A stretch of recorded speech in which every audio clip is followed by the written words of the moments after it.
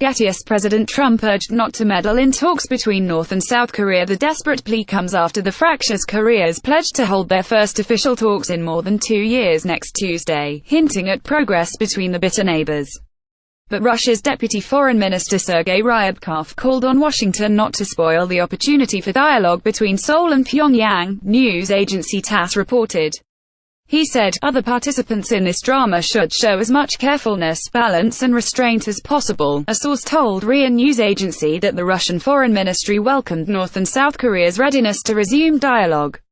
And the sources added that Moscow hopes this positive trend will be underpinned by concrete agreements aiming at a settlement in the Korean peninsula. China's foreign ministry also applauded news of possible talks between the rival Koreas. Spokesman Geng Shuang said, "We welcome the recent positive turn of events in the peninsular situation." South Korea's Unification Ministry's spokesman Baik Tae-hyun said North Korea had accepted Seoul's offer to meet at the border village of Panmunjom to discuss how to cooperate on next month's Winter Olympics and how to improve overall ties.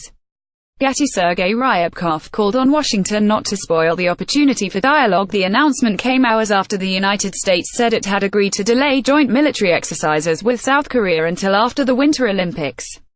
The Games are to be held in the South Korean city of Pyeongchang.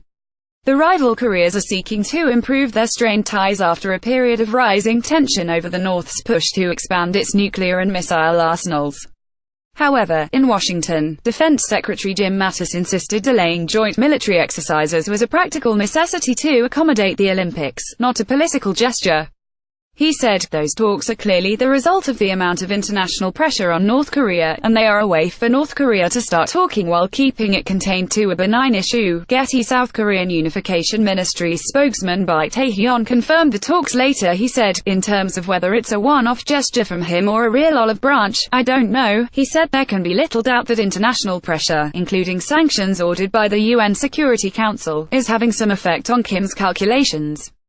Mr. Mattis added the drill would be conducted sometime after the Winter Paralympics, which will be held March 8 to 18 following the Olympic Games between February 9 to 25. Meanwhile, the White House said President Trump had approved the postponement in consultation with South Korean President Moon Jae-in. The Trump administration has said all options are on the table to end the North Korean nuclear standoff, including military measures, but Moon has repeatedly said there cannot be another war on the Korean peninsula. But things become farcical after Kim said in his New Year's address he has a nuclear button on his desk to fire atomic weapons at the United States.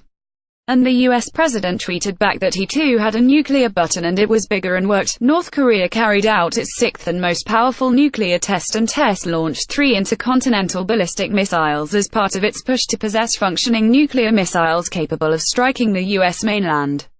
The repeated weapons tests earned the North toughened UN sanctions, and Kim and Mr. Trump exchanged threats of nuclear war and crude personal insults. In another tweet yesterday, Mr. Trump claimed his tough stance on nuclear weapons on the Korean peninsula is helping push North Korea and South Korea to talk.